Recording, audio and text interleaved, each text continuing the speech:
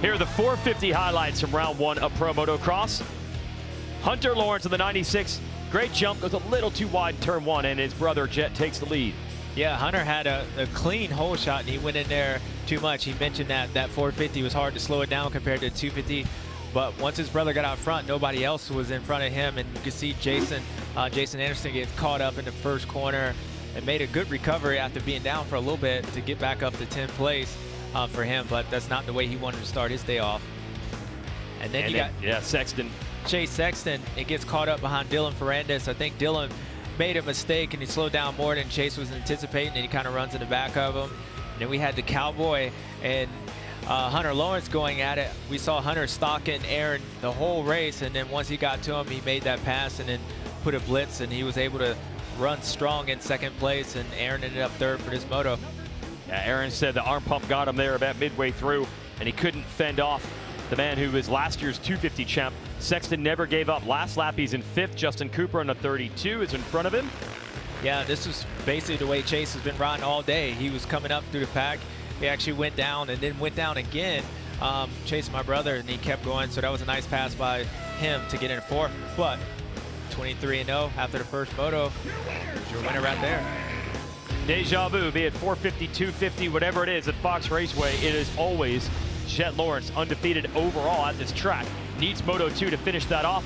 Once again, the great start for Hunter, but this time Hunter holds it. Yeah, Hunter slows down. There wasn't a replay of the first one. He got in there and he had a nice gap. He slowed down, and he was actually in front of his brother until his brother was in front of him right here. And this was a key moment of the race because those guys were closing in on Jett Lawrence as he throws a little whip towards his brother. Those guys were closing in, but they was never able to get around him. And unfortunately for Aaron Plesser, he gets caught up. It's his chance to get caught up in the first corner, and that was the way his day kind of ended. But he was able to stay up. But these guys, they were going at it, Jason. Yeah, Hunter catches back up to Jett after Jett appeared to have a comfortable gap and almost gets him. Yeah, I don't know if it was the brotherly love, but it's in the same spot. If we see in a moment where Chase Sexton gets around Hunter in that same spot, you can see Chase stays on the outside of him, gets in here, gets in this corner, and now Hunter is stuck in his spot because now he pushes, Chase cuts down, nice move, passes with an authority right there, and then he goes after that #1 plate. And it was good. He's applying some real heat on the #1 of Lawrence, who again has that massive moto win streak, 23 in a row on the line, but then Sexton goes off the track. Yeah, unfortunate for Chase, he was right there, and then he makes another mistake. For him, it seems like it's a recurrent theme of all these races that he's been going through, but I see a different rider, and I think, again, Chase, he never gave up. He kept fighting for it. He'll go work, but as we said, the last 23 times in a row, now 24, Jason. You saw how close Sexton was, but it wasn't enough. Yes, that moto win streak continues. Jett Lawrence pounds his chest because he had to dig deep. But Sexton gave him all he could handle late in that one. And there's your podium. And here are the results. Hunter will finish 2nd overall in his 450 motocross debut. Ferrandis said he had a big first moto crash and was happy to come away with 4th on the day. Barsha, Cooper, Anderson, Plessinger, Stewart. Some more brotherly love today. Malcolm, it's good, man. It's my math. He ended up 8-7 for 9th. I'm adding that up, but no, my brother did good today. I'm proud of him. That's good. Phil Nicoletti rounding out the top 10. Now, here we have a guest here as we're back in the booth. We have the race winner. Well, thanks for hanging around. We had to get through the highlights there, Jett. But we want to let you talk to James because he says, the moto win streak, it's in jeopardy. Golf maybe, though. He might have something for you. Yeah, I mean, it's your day, son. It's your day. We're going to talk about it. I said it a while. Let's just bask in the present right now. It's your day. Good job today.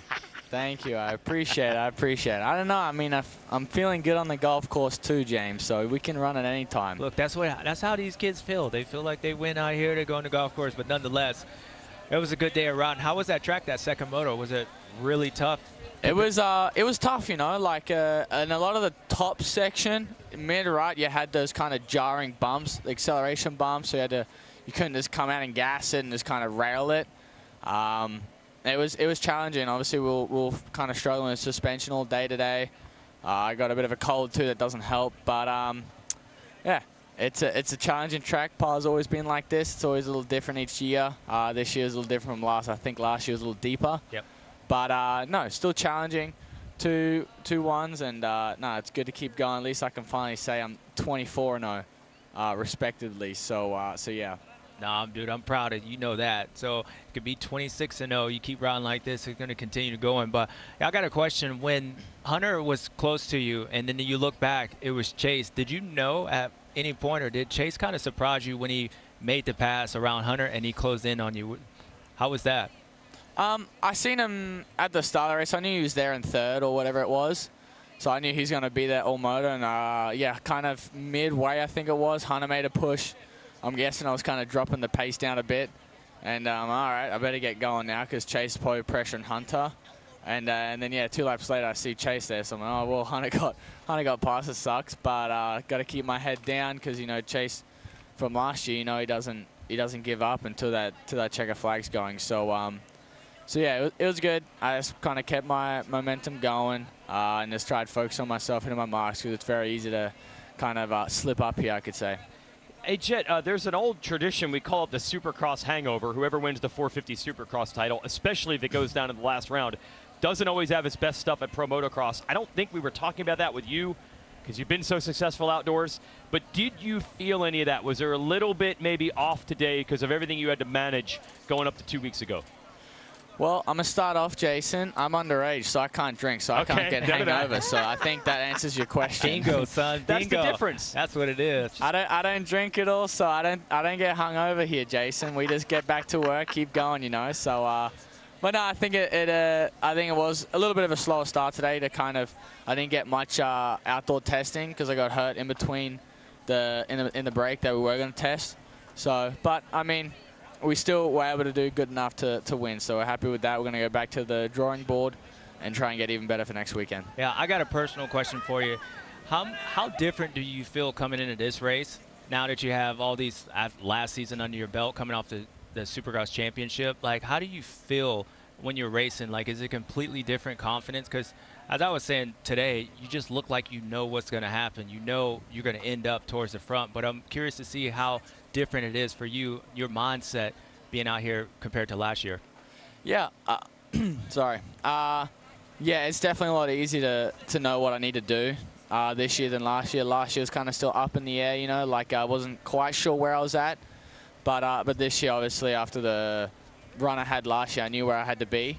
And yeah, obviously our bikes hook up on the start really well, so the start definitely helped a lot. And when you get those starts, it's a lot easier to manage from the front, you know. So, but you know, we're here, we're feeling good, and we're excited for another 10 rounds to go. So we're gonna try and keep these going. Heck yeah, I love it, kid. You know that. I love it. All right, thanks for the time. Go celebrate like a 20-year-old would do. Okay. Yeah, I'm gonna go get hungover on Red Bull. That's what I'm gonna do. Okay. Hangover in Hangtown. Yeah, there we go. Ready for next week. Maybe that 25th moto. Thanks, mate. Yeah. Have a good one, guys. Thank you. Appreciate the extra time there from Jett. That's going to be fun going into Hangtown next week. And we kind of bench raced a little bit about Sexton's chances there. We know how good Hunter is. Let's talk a couple other guys. Ferrandis, apparently that crash in Moto 1 was big. He was actually pretty satisfied to end up 4th overall today. Anderson showed some fight. So some other good stories in the field.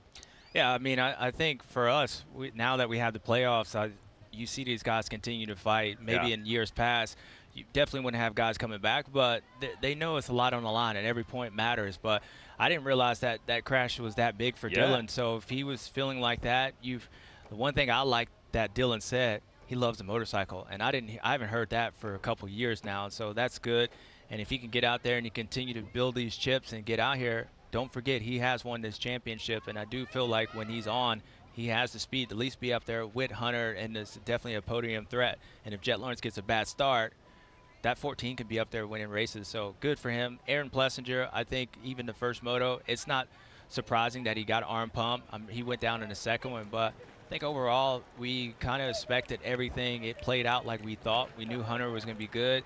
Chase, he was good. They'll have to work on the motorcycle, and you just heard the winner right there, Jett. He was solid as well. So he's solid. Might as well be a politician here. He's also too young to run for any type of office, but holding the babies, all that. Hi folks, Lee Diffie from NBC Sports here. If you truly enjoyed what you just watched, you can get more news, interviews, and highlights by subscribing to the Motorsports on NBC YouTube page. You can get it all, so go for it.